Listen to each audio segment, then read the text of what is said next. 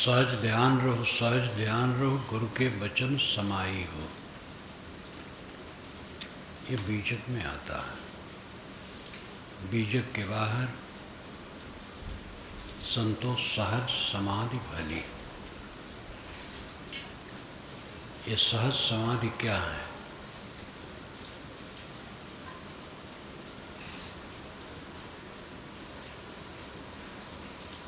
ध्यान की प्रक्रिया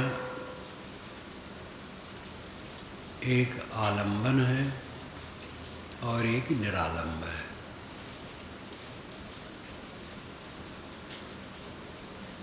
योग दर्शन में अपनी भाषा में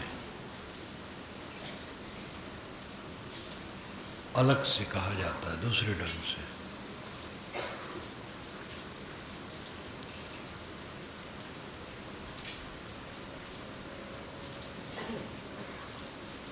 जो आलंबन है वह असहज है, जो निरालंब है वो सहज है। आलंबन का अर्थ है आधार, सहारा।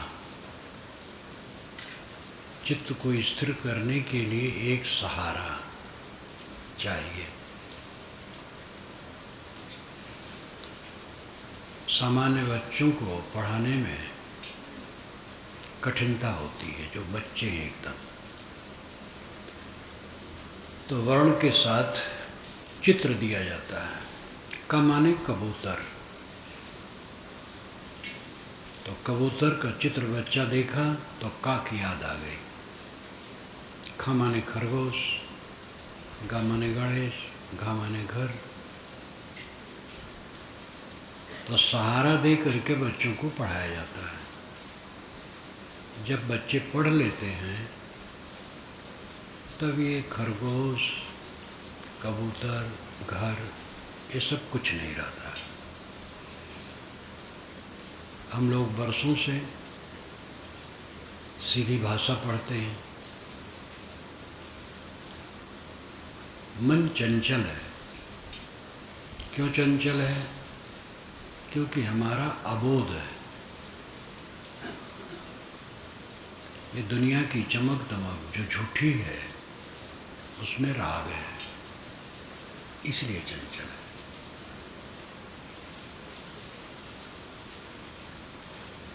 वासनावश ये जीव देह धरता है और भ्रमित रहता है। देह में आसक्ति, काम वासना, क्रोध, लोभ, मोह, ये सारे विकार उसको घेरे रहते हैं और उसे यही जीवन लगता है।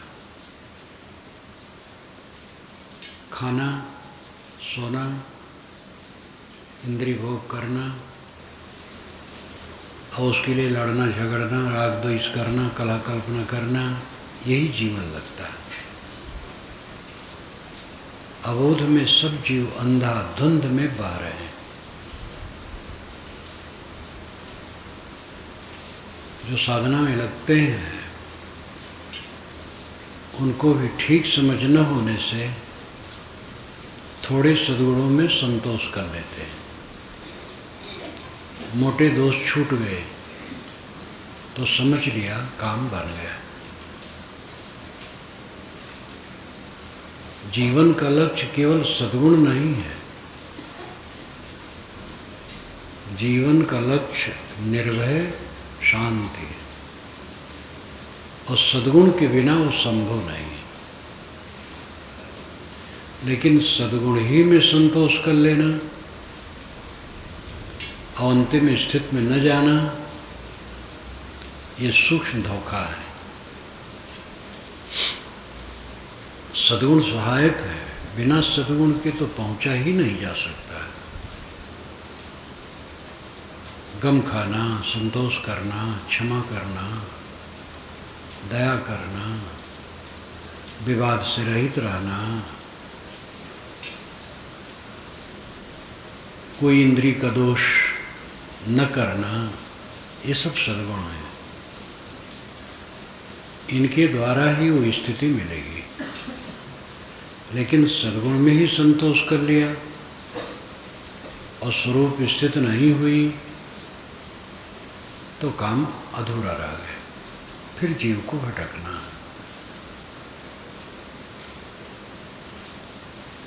इसलिए साधक ये समझे, पहले दुर्गुणों को दूर करना, दुर्गुणों को दूर करना ही सद्गुण का लाना है। दुर्गुण जितने घटेंगे सद्गुण उतने बढ़ेंगे। क्रोध न करना क्षमा है। जब क्रोध नहीं रहेगा तो क्षमा अपने आप रहेगी।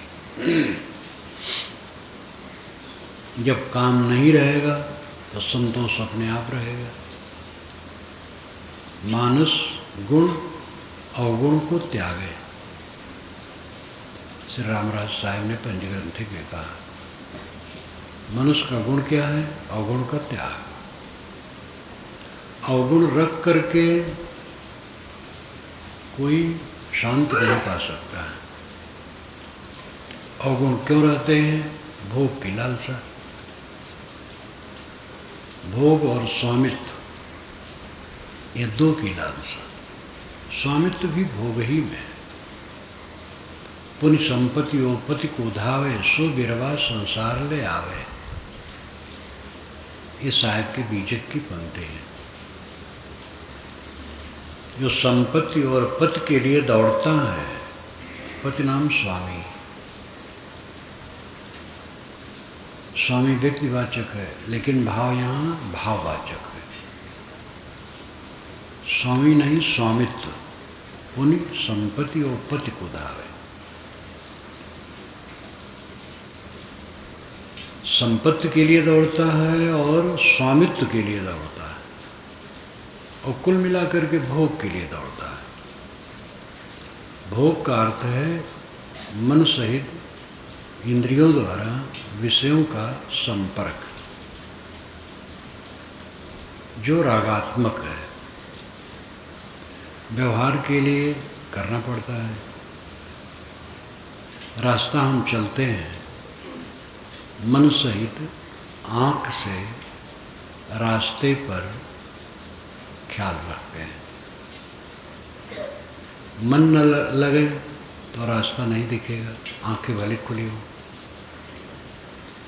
मन हर इंद्रिय का सहायक है। मन के सहित आँख को हम रास्ते पर लगाते हैं, ये विषय का संयोग है। भोजन करने बैठते हैं तो मन सहित आँख को भोजन पर लगाते हैं, देखते हैं, फिर मुख में डालते हैं तो स्वाद भी लगता है। तो विषयों का संपर्क तो इस ढंग से होता है। विषय नाम पदार्थ जीवन भर, जीवन यात्रा में पदार्थ का संबंध पड़ता है। ये भी भोग है, लेकिन ये देह भोग है। जीवन यात्रा चलाने के लिए देह भोग है, और इसको अनासक्ति पूर्वक लेना पड़ता। इसमें भी आसक्ति हो तो ये भी बंधन हो जाएगा। खाने में, पहनने में, घर में, आश्रम में, साथियों में अगर मोह हो जाए तो ये भी बंधन हो जाएगा। इसलिए जो आवश्यक शरीर निर्वाह है, ये भी अनासक्ति पूर्वक होना चाहिए। और काम भोग, नाच तमाशे, जुआ, शराब, अनेक प्रकार की विषय लंपटताएं हैं। ये बंधन करने वाले हैं केवल।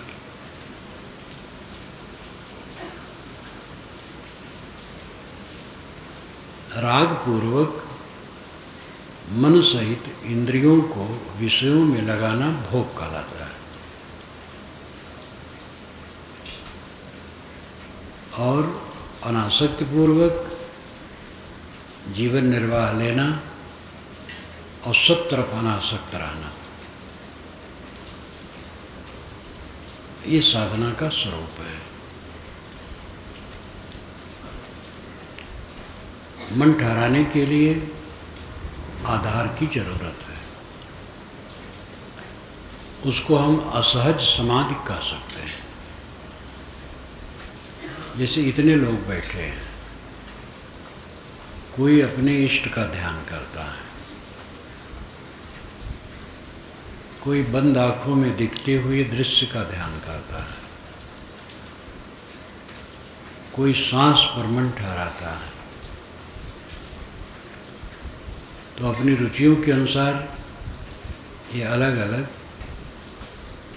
ध्यान की प्रक्रिया है और ये असहज है, अस्वाभाविक है। दृश्य जो बंद आँखों में दिखता वो मेरा स्वरूप नहीं है। सांस पर जो हमारा लक्ष्य है वो सांस मेरा स्वरूप नहीं है। बिंदु का ध्यान करते हैं, बिंदु मेरा स्वरूप नहीं है। ये सब दृश्य जड़ है, इसलिए असहज है। किंतु मन ठहराने के लिए पहले जरूरी है सहज समाधि है, शांत हो जाना, कुछ न सोचना। इसलिए ध्यान क्या कहते हैं नाम की पुस्तक में पहला ही वाक्य है, कुछ न सोचना ही ध्यान है।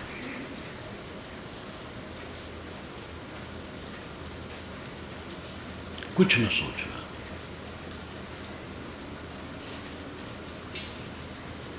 और ये तब होता है जब पकते पकते पक जाता है। उसके पहले साक्षी भाव, सारे आलंबनों को छोड़ दे, साक्षी भाव। न सांस पर मन रखे, न बंद आँखों में देखते हुए दृश्य पर मन रखे, न बिंदु पर, न नाद पर, कुछ नहीं। साक्षी भाव, केवल मन को देखना, मन क्या करता है। और देखने में उद्देश्य होना कि वो शांत हो जाए, शांत होने का लक्ष्य हो और जागरूकता हो। प्रमाद मृत्यु है, अप्रमाद जीवन है। प्रमाद असावधानी, भूल, प्रापंचिक बात करना प्रमाद है। कल्याण विरोधी बात करना प्रमाद है। अपने को पुजवाने की इच्छा होना महाप्रमाद है। ये तो एकदम बदहवासी है जो अपने को पुजवाना चाहते हैं। ऐसे गुरुओं को देखा है कि भक्त ने चरणोदक नहीं लिया तो बहुत नाखुश हो गए वो।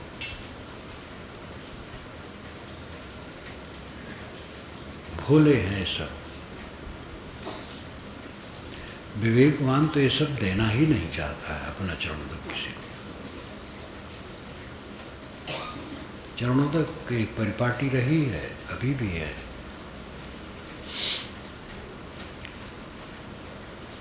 यहाँ और बिहार में बहुत जबरदस्त।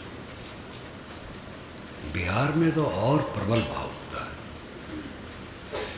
वहाँ पर मुझे बहुत लड़ना पड़ा और बहुत संयत हो गया।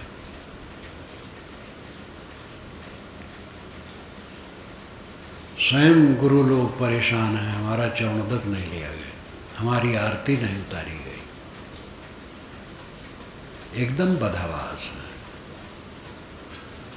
और साधना का उनको ख्याल ही नहीं है, कल्याण का ख्याल ही नहीं। भेष धर करके पुजवाने खाने की चेष्टा, महामूर्खता, हद मूर्खता।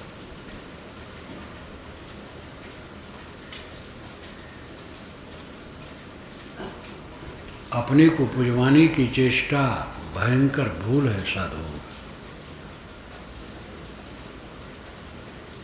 भक्त लोग, संत लोग पूछते हैं, वो अपनी श्रद्धा से पूछते हैं, वो ठीक है। लेकिन उसमें अपनी कामना नहीं होनी चाहिए।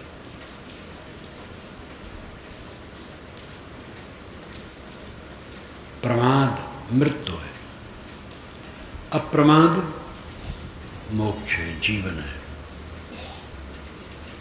असावधानी, प्रमाद का मतलब असावधानी। जो नहीं सोचना चाहिए वो सोचना, जैसा नहीं बोलना चाहिए वैसा बोलना, जैसा नहीं करना चाहिए वैसा करना, ये सब प्रमाद है।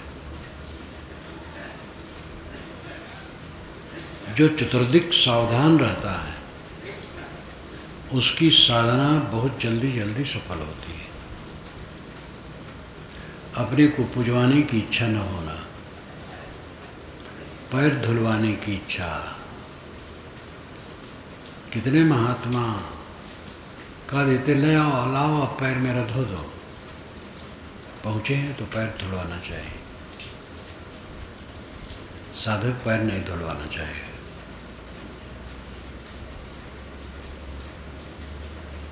सब प्रमाद।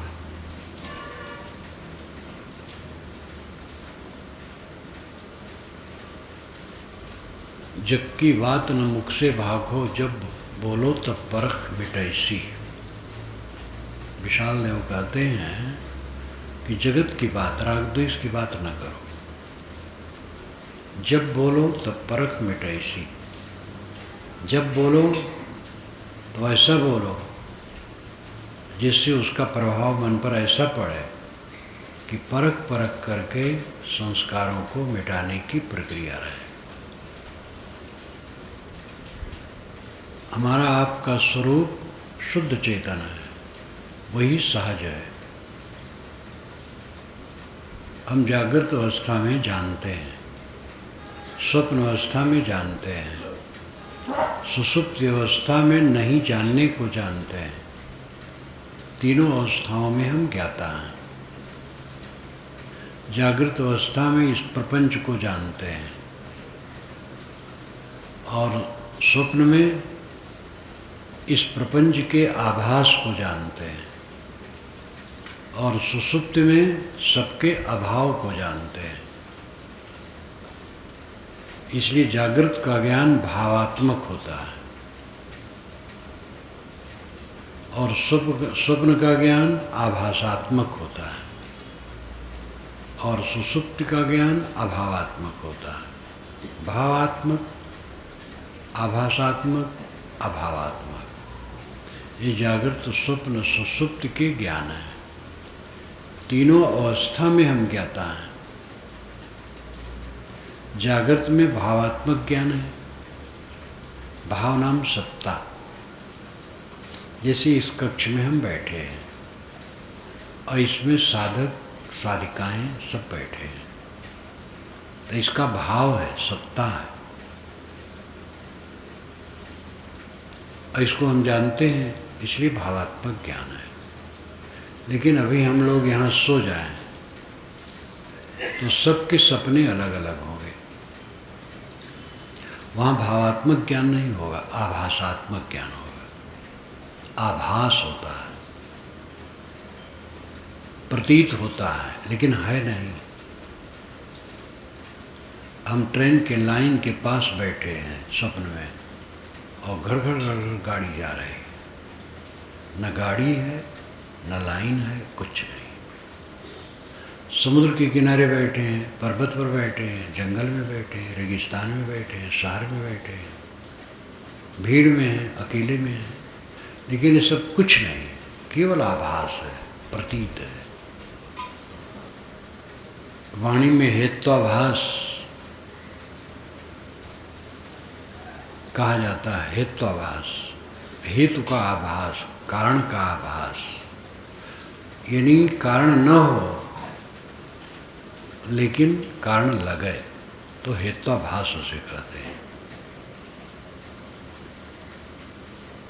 किसी बात को सिद्ध करने के लिए बुद्धिपूर्वक, बुद्धि के जोर से ऐसा हेतु दिया जाए जो हेतु रहे ना, लेकिन प्रवक्ता की बुद्धि के जोर से हमारे दिमाग में लगे नहीं हेतु है, कारण है, सच है। तो इसको हेत्वाभास कहते हैं। हेतु है नहीं, आभास होता है, प्रतीत होता है, ये हेत्वाभास है। तो उसका मतलब आभास, आभास प्रतीत है नहीं, प्रतीत होता है। तो सपने में जो कुछ हम देखते हैं वो है नहीं, लेकिन प्रतीत होता है, इसलिए वो आभासात्मक है, लेकिन उसको हम जानते हैं। सुसुप्ति में कुछ नहीं जानते, ये अभावात्मक ज्ञान है। जाग करके कहते हैं कि ऐसा सोया कि कुछ नहीं जाना। तीनों अवस्थाओं में आप ज्ञाता हैं, जानने वाले। जान जान करके, मान मान करके पीड़ित हैं। जानते हैं, मानते हैं, अबोध है, दिग्भ्रम है,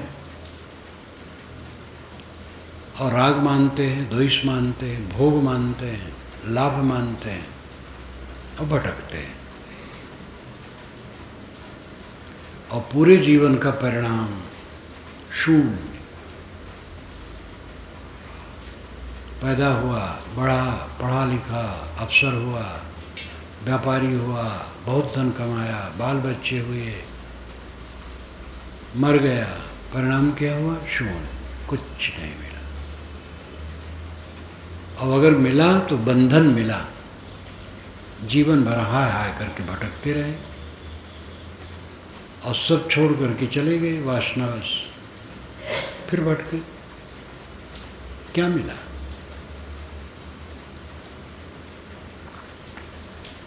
जो अपने को नहीं पहचानता है, अपने को नहीं पाता है, अपने में स्थित नहीं होता है, वो धोखे में है।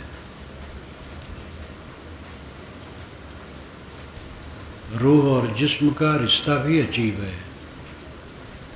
जिंदगी भर साथ रहे लेकिन तौर्रुफ न हुआ। रूह और जिस्म, रूह आत्मा, जिस्म शरीर, इसका रिश्ता संबंध अद्भुत है। जिंदगी भर साथ रहे, जीवन भर दोनों साथ रहे, लेकिन तौर्रुफ न हुआ, पहचान नहीं हुई, अपने को नहीं पहचाना। ये कितना जीवन का धोखा है। अपने को पहचानो, अपने में स्थित हो, ये सहज समाधि। सहज आपका स्वरूप चेतन है, चाहे जितना मिल जाए नकली है। देह हम लोग धारण किए हैं, नकली है। सुंदर है, कुरूप है, सांवला है, गोरा है, लंबा है, छोटा है, मोटा है, पतला है, झूठ, कुछ नहीं रहेगा। इसी जीवन में शरीर के कितने परिवर्तन हो चुके हैं, कुछ नहीं रहा। जवानी की चिकनाहट, बुढ़ापा में खुरदरापन, सिकन, जर्जरता में और एकदम खटाई की तरह, सूखी खटाई या भुना हुआ भाटा की तरह। क्षण क्षण सब बदलता चला जा रहा है।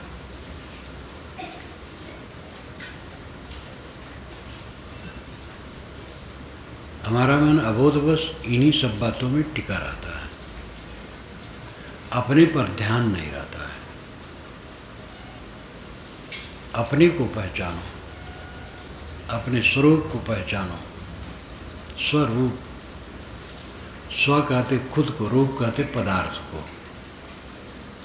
खुद का पदार्थ ये आत्मा है। जो चाहो निज तत्व को शब्दें लेव परख, निज तत्व, आत्म तत्व को समझो। अपने आप शेष रह जाना समाधि है, सहज समाधि है। कुछ न सोचना, अपने आप शांत हो जाना सहज समाधि। बाकी समय इसका विवेक जागते रहना कि मैं अकेला हूँ, अद्वंद हूँ, दृश्य जहाँ नहीं है, देखना सुनना नहीं है, दुनिया नहीं है, वो मैं हूँ। ये जो देख सुन करके मोह माया करता हूँ, अपने को धोखा देता हूँ। प्रमाद, यही प्रमाद है।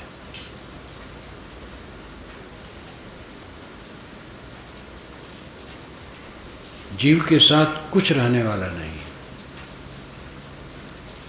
कुछ रहा नहीं है, कुछ रहेगा नहीं। लेकिन चारों तरफ जो कुछ है, जिनसे हम घिरे हैं, उन्हीं में अहंता ममता का एहसास होता रहता है। यही हमारा प्रमाद है। जैसे इमली के छीमी से उसका बीज साफ निकाल लिया जाता है, जैसे मूंज में से सींक निकाल ली जाती है, वैसे देह में से आत्मा विवेक द्वारा निकाल लो।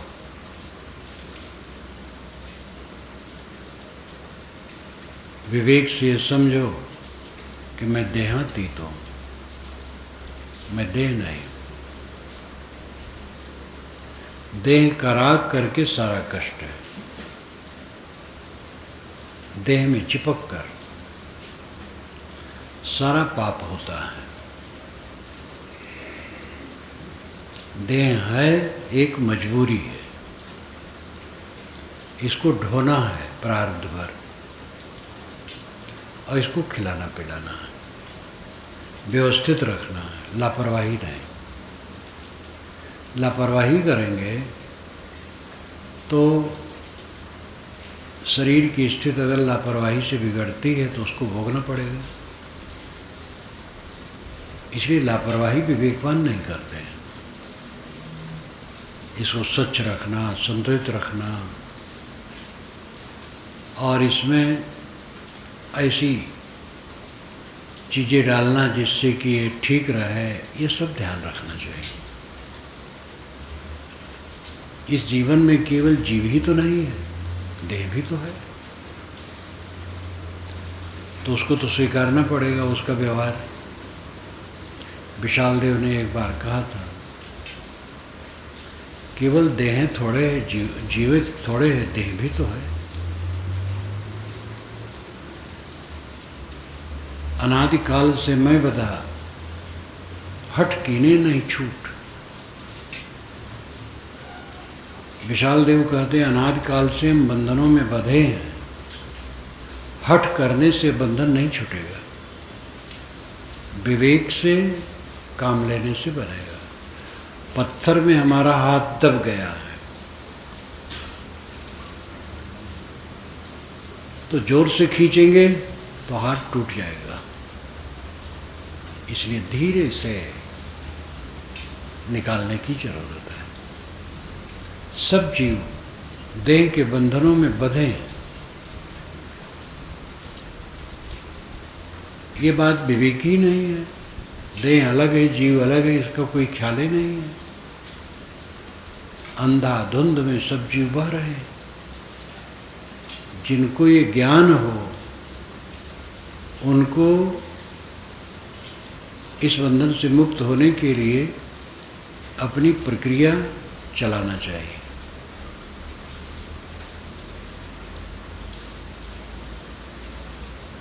जिनको ज्ञान ही नहीं है, उनकी तो बात ही न्यारी है। जो समझते हैं वे बंधनों से छूटने के लिए काम करें।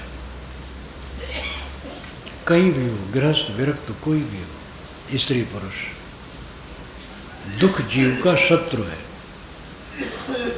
जीव दुख नहीं चाहता है। बंधन में दुख है और दुख ही बंधन है।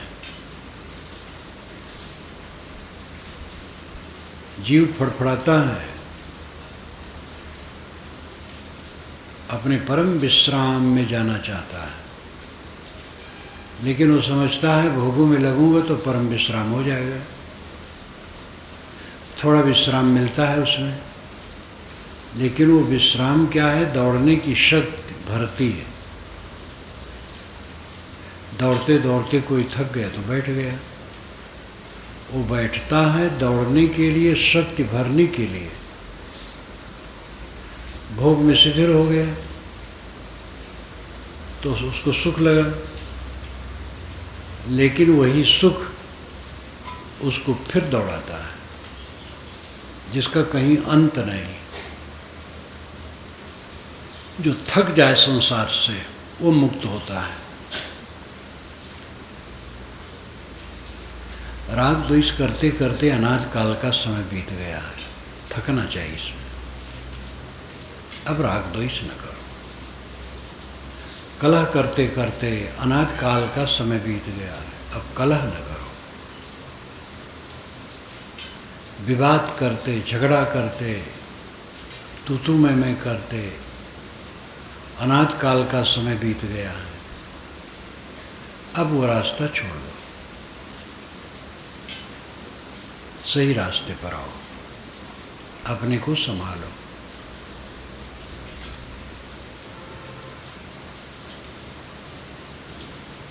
जो निरंतर अपने को संभालता है उसका आध्यात्मिक बल बलवान हो जाता है। किसी दिशा में है, जो व्यापार में ठीक से लगा रहता है उसका धन बढ़ता है, जो खेती में लगा रहता है उसकी खेती अच्छी होती है। ऐसे लोगों को मैंने देखा है जिनके पास थोड़ी ज़मीन थी लेकिन घर भर उसमें लगे रहते थे, तो उनके 3-4 गुना जमीन वाले उतना नहीं पैदा कर पाते थे, क्योंकि वो लापरवाह रहते थे। उनके थोड़ी रही लेकिन सब लगे रहते थे, बहुत होता था। लगे रहने से कोई काम होता है।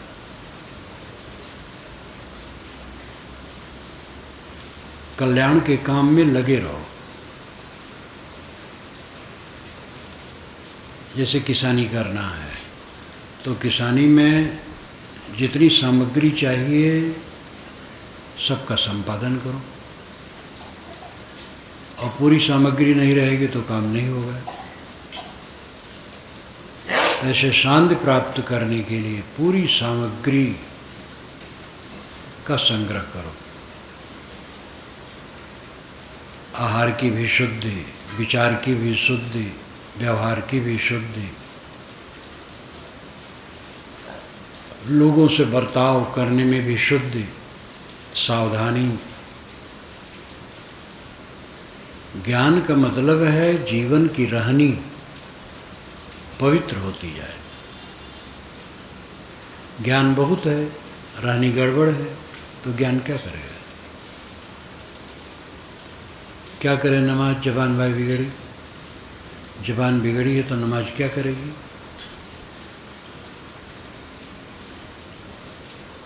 ज्ञान के साथ हमारी रहनी पवित्र हो, अंतर्मुखता जिससे बढ़े वो काम जब किया जाए तो अपना लक्ष्य पूरा होगा। सहज समाधि, अपने आप में शांत हो जाना है।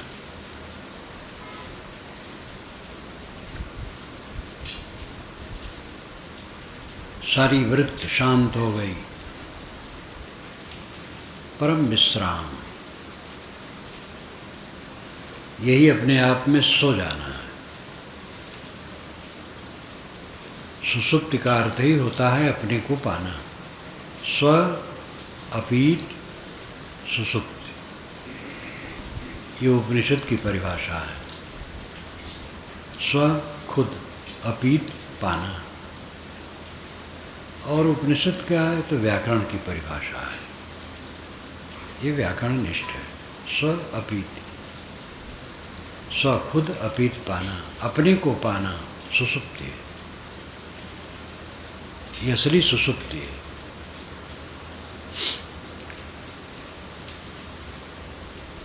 कहने की शैली में अर्थ अलग अलग हो जाते हैं। श्री पूर्ण साहब ने निर्णय सार में ज्ञान सुषुप्ति कहा है तो खंडन पक्ष में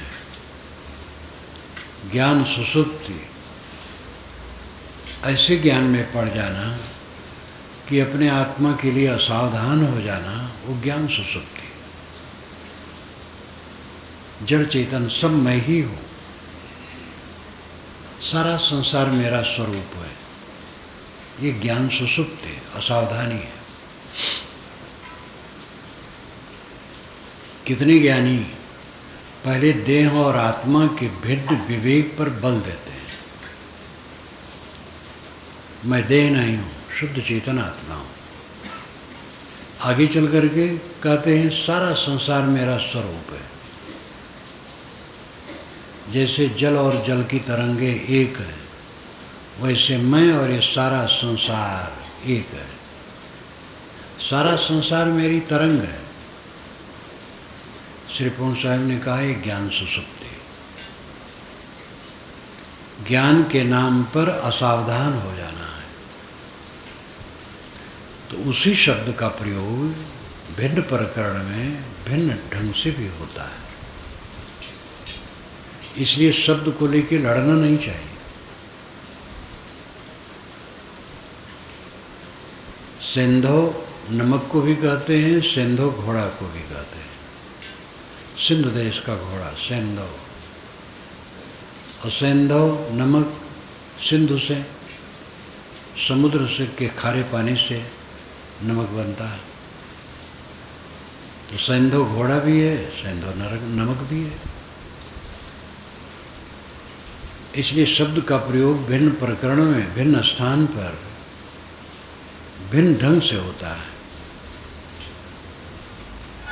तो वहाँ जहाँ जड़ चेतन एक मान लिया जाता है और ये मान लिया जाता है मेरा स्वरूप, पूरा संसार मेरा स्वरूप है, तो ये ज्ञान सुसुप्त है। ज्ञान में ज्ञान के नाम पर भूल जाना है।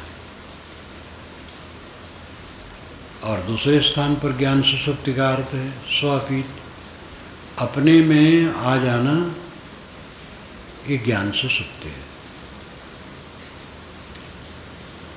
स्व अपीत सुसुप्ति, अपने को पा जाना। अपने को पाने का अर्थ यह है कि अपने भाव में स्थित हो जाना। पाना तो क्या, अपना पाना तो है नहीं, मैं ही हूँ। मैं ही हूँ तो पाना क्या है? पाना है होश वास में रहना। मैं क्या हूँ, इस होश में रहना, ये पाना है।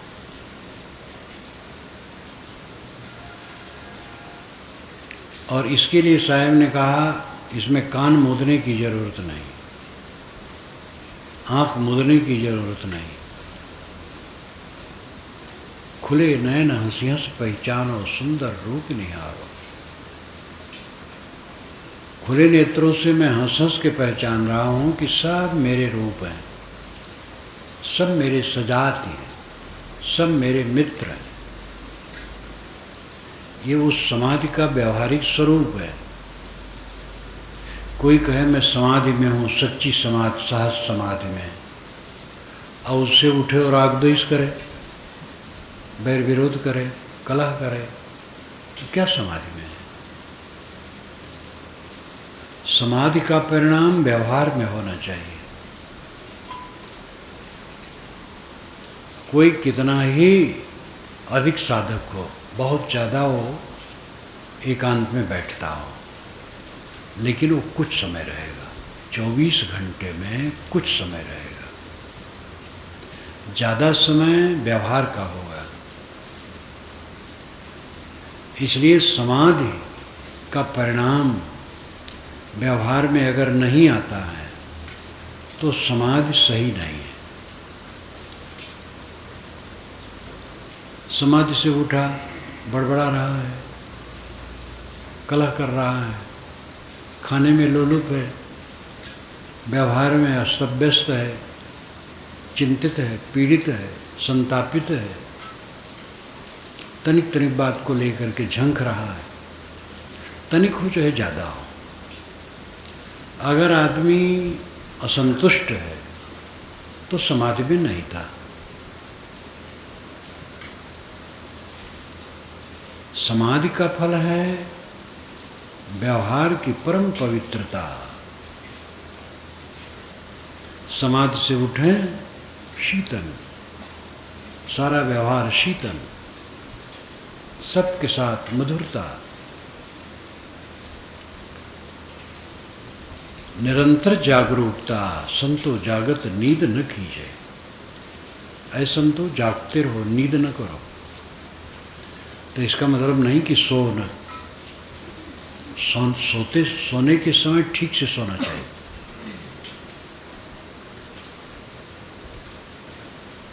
और सोने में प्रमाद नहीं करना चाहिए। कुछ लड़के ऐसे प्रमाद करते हैं कि बहुत देर तक जाग के पढ़ते हैं, फिर सोते हैं तो दिन खुले तक सोते हैं। वो अच्छा नहीं। पहले सो जाओ और पहले उठ जाओ तो पढ़ाई उस समय की और अच्छी रहेगी। आजकल तो कुल बदल गया है। ब्राह्म मुहूर्त में उठना, उषा के आने के पहले उठना, पूरब तरफ जो सूरज की आभा आती है उसको उषा कहते हैं। उषा कहते हैं जलाने वाली, प्रकाश करने वाली। तो सूरज की आभा रहती है, उसके पहले जगना। आजकल तो शहरों में ऐसा भी है, लोग कहते हैं 3-4 बजे सोते हैं। एक सज्जन से मैंने कहा कि जल्दी सो जाओ, कहे साहब मेरे मित्र 3 बजे रात में मिलने आते हैं। उनके हद हो गई। तो ये सब उल्टा पलटा जो कर रहे हैं, ये स्वास्थ्य और मन सब के लिए खतरनाक है। 10 बजे तक तो सो ही जाना चाहिए और 4 बजे उठ जाना चाहिए।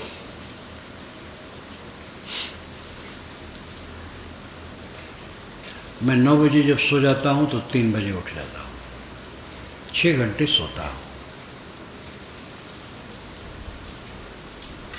लोग कहते हैं बुढ़ापा में कम नींद आती है। अब शरीर तो मेरा बुढ़ापा में है, लेकिन नींद बढ़िया आती है और 6 घंटे तक सोता रहता हूँ।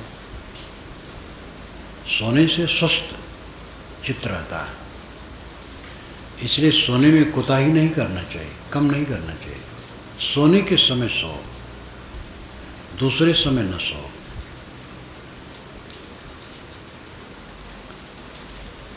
स्वरूप स्थित में है ना, ये बढ़िया सोना है। और सहज समाधि लगी, संकल्प शांत हो गया, परम विश्राम। जब उससे उठे, मधुर, कहीं कलह नहीं, कहीं तनाव नहीं, कहीं कट नहीं, कहीं मोह नहीं, कहीं बैर नहीं, कहीं कलह नहीं, कहीं झुझलाहट नहीं, सब समय समरस। अरे बाहर का कूड़ा कबाड़, कितना धन है कितना धन नहीं है, सब दिखावा है। पेड़ के नीचे सूखी रोटी खाया और कंचन महल में बहुत पकवान खाया, तो पकवान खाने से और पेट खराब होगा और कोई फायदा नहीं। कंचन भवन नहीं रहेगा और पेड़ के नीचे रहना नहीं रहेगा। पेड़ छूटेगा, भवन छूटेगा, पकवान छूटेगा, सूखी रोटी छूटेगी, कुछ रहने वाला है? कोई आदमी पैदल आया, छोटा आदमी, साइकिल से आया तो थोड़ा बड़ा है, मोटरसाइकिल से आया तो और बड़ा है, कार से आया तो और बड़ा है, और विदेशी कार से आया तो और बड़ा है। ये हमारे मन का रोग है। स्थिति है उसकी, जैसी स्थिति वैसा है। आदमी वही है, पैदल आया और विदेशी कार से आया, दोनों में आदमी वही है। ये 4 दिन का तमाशा है,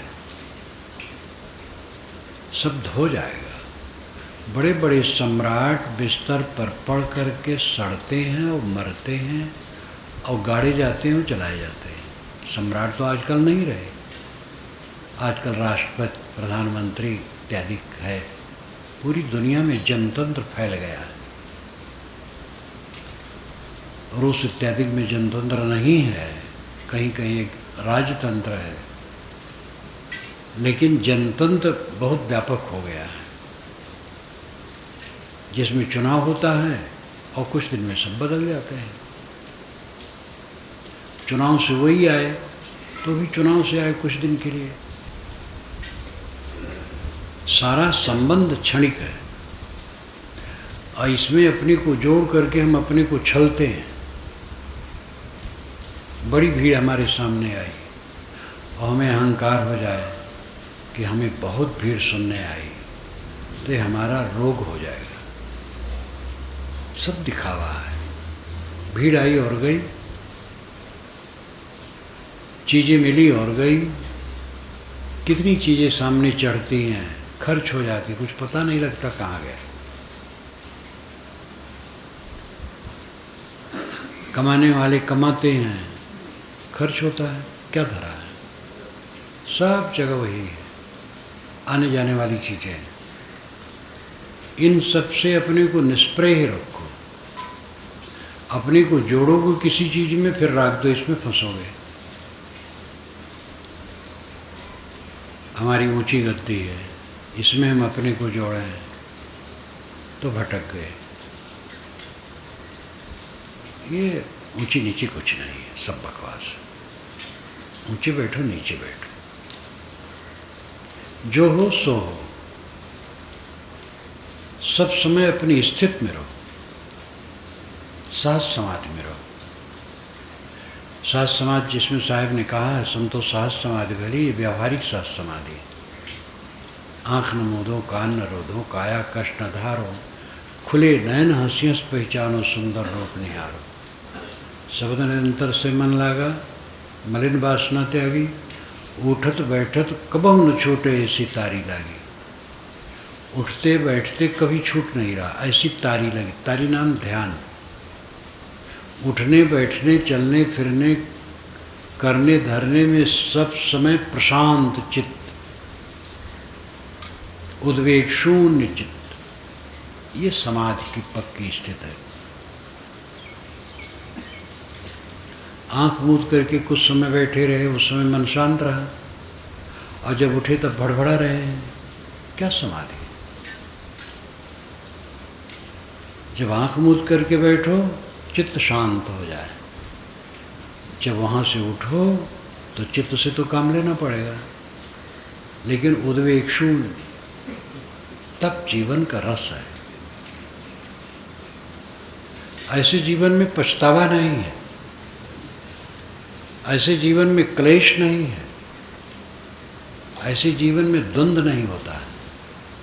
और यही निर्द्वंदता सच्ची साध समाधि। उठत बैठत कबो न छूटे, ऐसी तारी लागी। शब्द निरंतर से मन लागा, मलिन वासना त्यागी। उठत बैठत कबो न छूटे, ऐसी तारी लागी। कहीं कबीर सहज हैरानी, सो प्रगट कर गाई।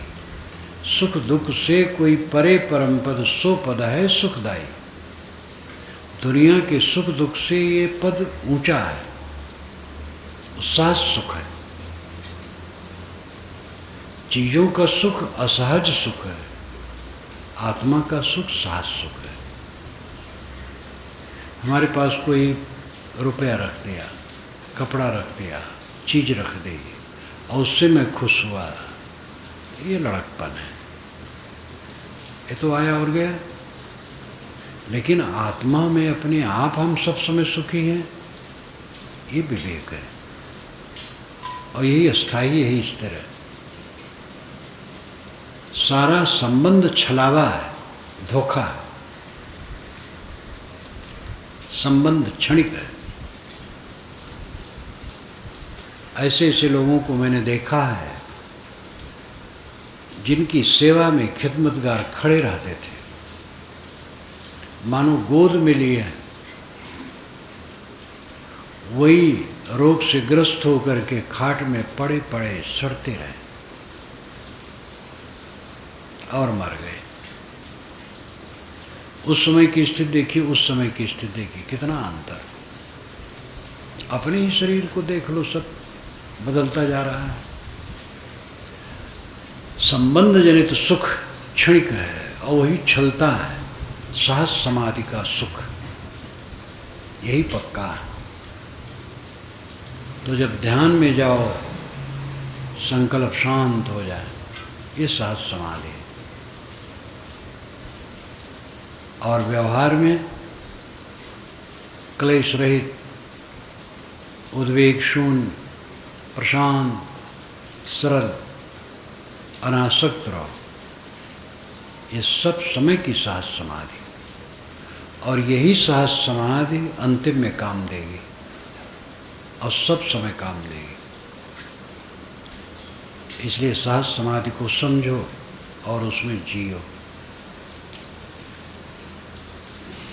अहम शुद्ध चैतन्य ज्ञान स्वरूपम अजराहम अमराहम अखंडम अनूपम अहम शुद्ध चैतन्य ज्ञान स्वरूपम अजराहम अमराहम अखंडम अनूपम अहम शुद्ध चैतन्य ज्ञान स्वरूपम अजराहम अमराहम अखंडम अनूपम